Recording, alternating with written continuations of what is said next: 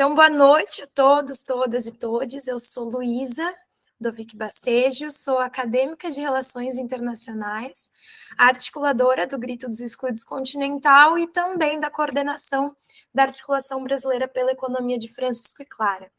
E também quero dizer que é um privilégio hoje representar aqui o Grito dos Excluídos Continental nessa mediação, já que a equipe operativa do Grito também está cheio de jovem, está cheio de galera, de gurizada, que tem muita luta e muita experiência de trabalho popular.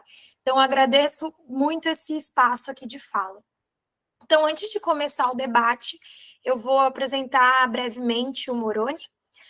José Antônio Moroni é filósofo, integrante do Colegiado de Gestão do INESC, Instituto de Estudos Socioeconômicos, que há mais de 40 anos trabalha junto aos movimentos e à sociedade civil na defesa das políticas públicas e dos direitos humanos, ajudando na fiscalização dos poderes e dos orçamentos públicos para qualificar e empoderar as nossas lutas. E é um pouco do que a gente aqui nas oficinas do Grito busca fazer, né? Nas unidades de saúde, nos conselhos municipais e estadual. O Moroni também é membro da plataforma dos movimentos sociais por outro sistema político, que é uma rede de movimentos, redes e fóruns que quer mudar a forma como o sistema político brasileiro está estruturado, onde quem tem mais manda mais e quem tem menos que paga as contas. Então, Moroni, agora, com alegria que eu te passo a palavra, 30 minutinhos de fala, tá? Obrigado, Luísa, pelo convite. É uma satisfação estar aqui, é uma satisfação ver a Luísa jovem, que eu a vi bebê, né? Tá coordenando uma oficina e lutando por um outro mundo, né? E eu sempre digo que um grande desafio da minha geração, de outras, é a gente criar espaços de diálogo com a juventude, sem hierarquia, sem achar que a gente sabe, quem achar que tem que destruir o que já foi construído, nada, mas espaços de diálogo mesmo, né? Eu acho que desse diálogo de gerações que pode surgir realmente uma outra forma de pensar o mundo, a natureza, o ser humano dentro do mundo, né? Eu gostaria de começar me autodescrevendo, né? Eu sou um homem de 61 anos, um homem branco, uso óculos, uso barba grisalha, os poucos cabelos que eu tenho também são grisalhos, estou na minha casa e, no fundo, tem uma estante de livros. Boa parte eu já li, outra eu não li, porque eu deixei, quando eu parar de trabalhar, me aposentar, eu vou ler esses livros que eu não conseguia ler até agora. E tem objetos que, para mim, são muito caros, que são objetos que eu ganhei da minha mãe, do meu pai, de pessoas, amigas muito queridas, né? E eu gostaria de começar essa nossa prosa e dedicar ela a 3 pessoas que foram extremamente importantes na história do nosso país, da construção desse desenho democrático e lutar por os novos direitos, né? Um é o Dom Mauro, né? A outra pessoa é a Ana Lu, feminista da Marcha Mundial de Mulheres, feminista histórica, né? E a outra é a Simone Albuquerque, que lutou a vida toda para a construção do SUAS, né? Essas 3 pessoas nos deixaram recentemente, e em memória delas eu gostaria de dedicar essa nossa conversa. Bom, foi falado que eu sou do INESC, né, que é uma organização da sociedade civil, fundada em 79 por uma mulher, que lutou pela anistia de maneira clandestina, e anistiada num dia, e no outro dia ela funda o INESC, e também da plataforma dos movimentos sociais por outro sistema político. E é baseado, principalmente, tem, assim, vários outros diálogos, várias outras agendas, né, mas baseado principalmente no acúmulo do INESC e da plataforma, que eu vou colocar algumas questões aqui para a nossa conversa, né? Bom, a plataforma, ela surge em 2004, a partir de um questionamento e de um desconforto de algumas organizações e movimentos, na época, em torno do MAS 20, o que o governo Lula, naquela época, no primeiro mandato, estava apresentando como uma proposta de participação institucionalizada, né? Que era basicamente a questão das conferências e dos conselhos. A gente vinha numa luta histórica para a criação dos conselhos, né? A gente sabe que os conselhos de políticas públicas tiveram como caldo os conselhos populares, principalmente dos finais dos anos 70, início dos anos 80, né? E a gente vinha nessa luta da criação de conselhos de participação, né, institucionalizada de políticas públicas, alguns de defesa e garantia, com essa pegada, e que a gente tinha uma formulação desses conselhos deliberativos, conselhos onde a sociedade civil tinha autonomia de indicar sua representação, com mandato, com liberdade de votar o seu regimento interno, que tinha uma leitura, em alguns casos, aprovação do orçamento público para aquela política, etc., né? Essa era a nossa luta histórica. A gente tinha conquistado alguns conselhos com esse perfil, todos os conselhos na questão legal, né? Então, com uma institucionalidade, entre aspas, forte, né? Porque no Brasil não tem institucionalidade forte, né? Só por isso que eu coloquei entre aspas, né? Assim como o Conselho da Saúde, da Assistência Social, da Criança e do Adolescente, e outros conselhos que a gente tinha conquistado na pós-constituinte, com esse perfil deliberativo, autonomia da sociedade civil, né? E era uma estratégia de que a gente falava de democratização do Estado. Vem o governo Lula, cria vários conselhos, que é super importante, chama várias conferências, criando oportunidade de participação de vários segmentos da nossa sociedade que estavam ausentes desses processos de participação. Mas cria conselhos não deliberativos, consultivos, indicando quem que representava a sociedade civil, etc. Com base nesse desconforto, nós começamos a discutir o que a gente estava entendendo como democracia e participação. E fizemos um processo bastante amplo em todo o Brasil, se perguntando o que a gente estava entendendo sobre democracia e participação. E fizemos um roteiro, naquele tempo não tinha Zap, não tinha internet, assim, para a gente conseguir fazer uma mobilização mais forte, era tudo por e-mail e tal, né? Nós lançamos alguns questionamentos e recebemos respostas sistematizadas, bem mais ampla do que a gente tinha proposto, né? A gente reuniu aquele material e organizamos em 5 grandes eixos, que é fortalecimento da democracia direta, fortalecimento da democracia participativa e aperfeiçoamento da democracia representativa, a democratização da informação e da comunicação e a democratização do sistema de justiça, aí incluindo também todo o aparato de segurança do Estado, né? Então, esses 5 eixos que estruturaram a primeira a versão da nossa plataforma, que a plataforma não é uma plataforma virtual, essa questão de plataforma virtual também tem depois, né? Mas a plataforma era no sentido de ter várias organizações, vários sujeitos políticos que se encontravam para debater e elaborar a proposta para o nosso sistema político e também fazer incidência, né? Nós disputamos o conceito de reforma política, e foi uma primeira grande estratégia da plataforma, né? Porque a reforma política, entendida pela imprensa, pela academia e também pelo parlamento, só diz respeito à questão das regras eleitorais, né? E como a nossa democracia é parcial, e não sei se a gente pode chamar se existe democracia parcial, mas ela não é plena, quem é reconhecido como sujeito político para interagir nessa agenda era o parlamento e os partidos políticos. É como se o poder oriundo da vontade popular, soberania popular, é sequestrado e só os partidos e os parlamentares podiam discutir o tema da reforma política. Daí que a gente formula o conceito de sistema político como a questão do poder, né? Tendo a centralidade do poder e tentando responder numa sociedade tão desigual como a nossa, que é estruturada nas desigualdades, e aí, especialmente, as desigualdades de raça, gênero, território e classe, isso refletia no sistema político, né?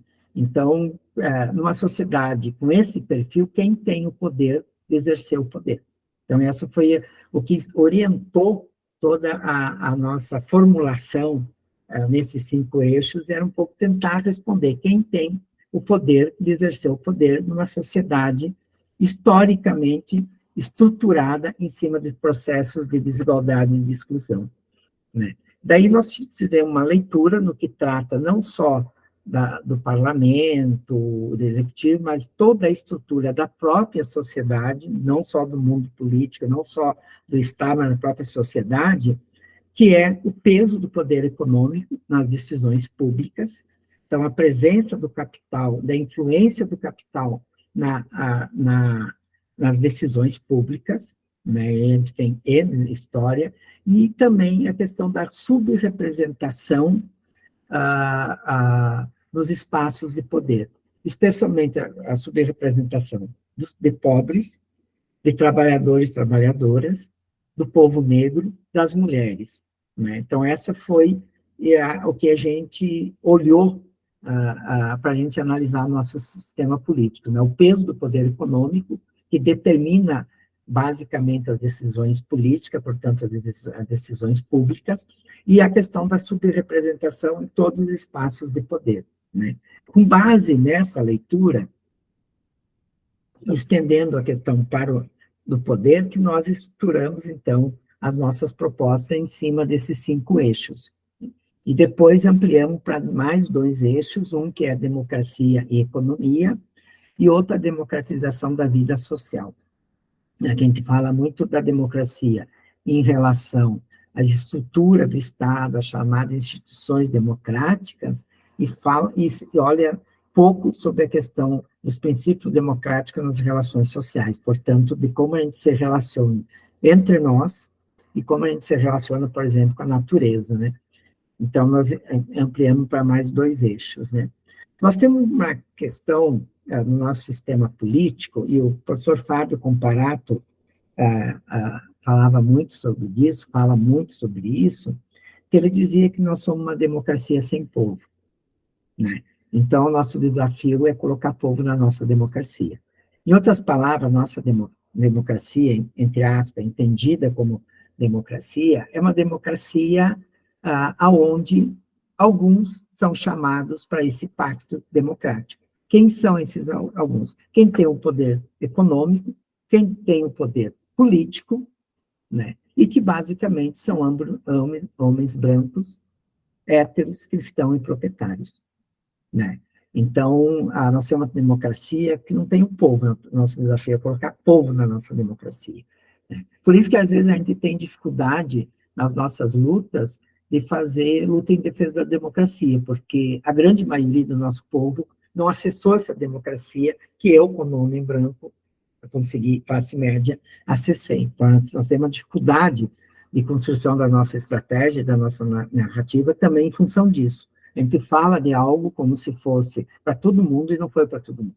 Basta ver o que se faz, por exemplo, nas comunidades periféricas, o que se faz no conflito da terra, com os povos indígenas, quilombolas, o povo negro, etc., né?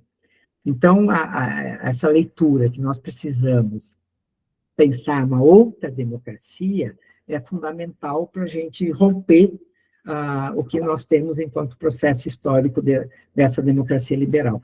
Essa democracia liberal no Brasil, mesmo essa liberal, as nossas elites não aceitam. Tanto é que quando elas não concordam com o resultado eleitoral, com determinadas medidas tomadas por alguns governos, elas não têm escrúpulo nenhum de provocar golpe, como foi o golpe contra a presidenta Dilma, né?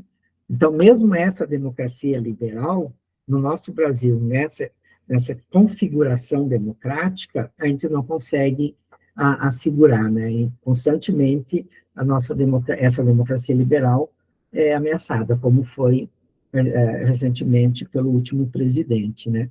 Então, qual que é o nosso desafio? É pensar uma estrutura democrática que enfrente as desigualdades, aquelas que eu coloquei, né? Mas que também pense instrumentos de participação efetiva, né? E aí, por isso que a gente trabalha com essas dimensões, os sete eixos, né? Na democracia direta, por exemplo, nós temos, pela Constituição, 3 instrumentos de democracia direta: plebiscito, referendo e iniciativa popular. Iniciativa popular é aquela que a gente tem que coletar 1,5 milhão de assinaturas, uma burocracia enorme, para dar entrada no Congresso num projeto de lei que pode demorar anos. O primeiro, a iniciativa popular aprovada, demorou 12 anos, que foi uma iniciativa popular da criação do Fundo Popular de Moradia. Foi essa a primeira iniciativa popular apresentada e aprovada, e saiu totalmente diferente do que foi colocada, né? E o plebiscito e referendo, aqui nós tivemos algumas experiências, poucas, mas aonde quem pode convocar plebiscito e referendo é o parlamento. Então, a gente tem instrumentos de democracia direta que não estão na mão do povo, né? Está na mão da representação do parlamento, né? Daí a gente viu como que foi feito o referendo do desarmamento. As frentes parlamentares comandaram toda a propaganda e o recurso. A pergunta era uma pergunta que foi formulada pelo parlamento, portanto, refletiu a correlação de forças do parlamento, né? E deu o resultado que deu. Então, tem que repensar esses instrumentos de democracia direta, inclusive o poder de convocação, e criar outros instrumentos de democracia direta. Eu estava pensando na experiência da Conferência Popular, a gente teve também a experiência, durante o governo Bolsonaro, de chamar a Conferência Popular de Assistência Social, né? São outras formas também de você exercer seu direito de participar, portanto, ter construção de uma democracia, né? Como que esses processos de conferências populares e outros espaços também têm que estar dentro dessa configuração democrática. Como nós podemos construir esses espaços também como as chamadas instituições democráticas, não ter só as instituições democráticas, aquelas que a democracia liberal define como tal, né? Outro eixo é a democracia participativa, onde a gente trabalha a questão dos conselhos, das conferências, audiências públicas, ouvidorias, que é um conjunto de instrumentos que se tem de participação institucionalizada. Nós precisamos repensar isso. Eu não entro no debate se tem muito conselho, pouco conselho. O último mapeamento que a gente fez no governo Lula de conselhos nacionais tinha 73, né? O problema é que vários espaços de participação institucionalizada não se pensa em como um sistema nacional de participação popular. Portanto, isso perde muita força política. E cada espaço desses fica no seu quadrado e não cria uma força política para realmente poder deliberar sobre políticas públicas ou incidir nos destinos, por exemplo, da questão do desenvolvimento, que é uma pauta da conferência, né? Então, como a gente pensa um sistema nacional de participação popular, né? E não só os instrumentos da participação institucionalizada, né? Isso envolve a gente debater muito como que seria esse sistema, como que a gente combina também as diferentes realidades, as diferentes culturas do nosso país. Hoje, esses instrumentos é único para todo mundo. Conselho é o mesmo numa cidade pequena, uma cultura completamente diferente da cidade de São Paulo, uma cidade grande com outra cultura, né? Então, como que a gente pensa um sistema também não tão rígido como nós temos hoje, né? É tudo o mesmo instrumento, mesmo formato, mesma estrutura, mas pensar isso como um sistema para ter força política. Na questão da representação, ponto-chave é a enfrentar a subrepresentação e o peso do poder econômico nas decisões públicas. A gente conseguiu proibir o financiamento privado de campanha, né? Conseguimos, então, a CNPJ, empresas não podem mais financiar campanha e partidos, mas a lei abriu outras brechas, né? Como, por exemplo, a contribuição individual, então, quem é rico, o candidato Dória fez isso, colocou um rio de dinheiro na sua campanha, né? E com isso desequilibra totalmente a disputa, né? O próprio critério dos fundos partidários concentra nos grandes partidos, concentra em quem já tem poder, não é visto como uma possibilidade de você distribuir o poder, que outros sujeitos políticos podem estar acessando esses espaços de poder e tal, né? E a questão da subrepresentação, né? Nós temos hoje, no Parlamento Federal, 16% de mulheres, né? A representação do povo negro não chega a 30%, com todo o problema que se teve na autodeclaração também, né? Teve muito branco se declarando principalmente pardo, né? E também a questão de como você pensa uma outra forma de eleição, de escolha da nossa representante. A democratização da comunicação, que é importante, é fundamental para a questão democrática, e o sistema de justiça, também como tu democratiza o sistema de justiça, incluindo aí também todo o aparato de segurança do Estado, por exemplo, as polícias militares e as Forças Armadas, né? Como que a gente democratiza esses espaços, né? Hoje é notório que a polícia militar, nenhum governador tem comando sobre a polícia militar, nem os secretários de segurança, e muitos governadores reservadamente diz que nem os comandantes das polícias militares têm comando sobre essas polícias militares. Portanto, vamos dizer assim, um grupo, para não se chamar de milícia, paramilitar, né? E tem arma, tem poder, e fazem o que fazem. Matam o nosso povo como matam. A nossa polícia é a polícia que mais mata no mundo, né? Então, como que tu democratiza e pensa uma outra forma, uma outra segurança pública? E o próprio sistema de justiça, né? Assim, o quanto o nosso sistema de justiça é racista, é homofóbico, é misógino, é classista. Então, como que a gente democratiza isso? Que está naquela também em relação aos espaços de poder, né? Como que a gente democratiza a economia? Aí, que economia que nós queremos? Que desenvolvimento nós estamos falando, né? Então, assim, tem um debate sobre democracia. Democratizar a economia quer dizer como que quem produz a riqueza tem acesso a essa riqueza. E também que riqueza nós queremos produzir. Então, tem a ver também com a questão do consumo, né? Que padrão de consumo nós queremos, enquanto sociedade, né? Então, esse debate e a questão da democratização da vida social. É como que a gente democratiza as nossas relações. Aí vem como que a gente enfrenta o racismo, como que a gente enfrenta a misoginia, a homofobia, a LGBTfobia, sabe? Como que a gente tem o preconceito na questão regional, portanto, do território. Então, como que a gente democratiza essa vida? Isso tem a ver também com as nossas organizações, porque, querendo ou não, nós reproduzimos, apesar de a gente quer enfrentar isso, mas a gente acaba reproduzindo isso no nosso cotidiano e nas nossas relações, tanto pessoais também como nas nossas relações das nossas organizações. Então, tem um grande desafio também da gente se olhar para a gente, né? Em resumo, o que a gente da plataforma nós estamos trabalhando, inclusive no último encontro nacional foi em dezembro do ano passado, hoje a plataforma reúne em mais de 140 organizações, movimentos, articulações, coletivos com perfis bem diferentes, né? Nós mudamos o nosso nome. A gente era a Plataforma dos Movimentos Sociais pela Reforma do Sistema Político, nome dado lá em 2005, e nós estamos falando hoje da plataforma dos movimentos sociais por outro sistema político.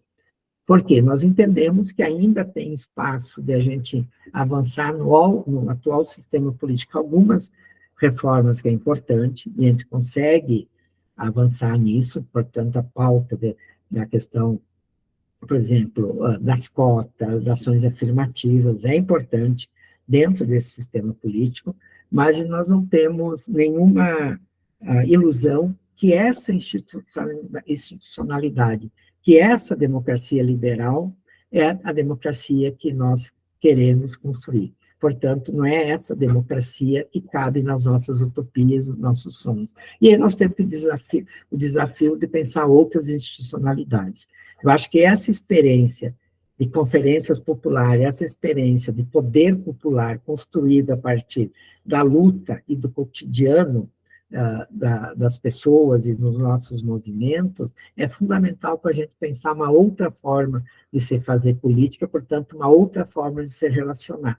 Esse é o desafio que a gente está, enquanto plataforma, trabalhando, e nós estamos concluindo a minuta da nossa terceira versão, que incorpora essa dimensão da construção de novas institucionalidades.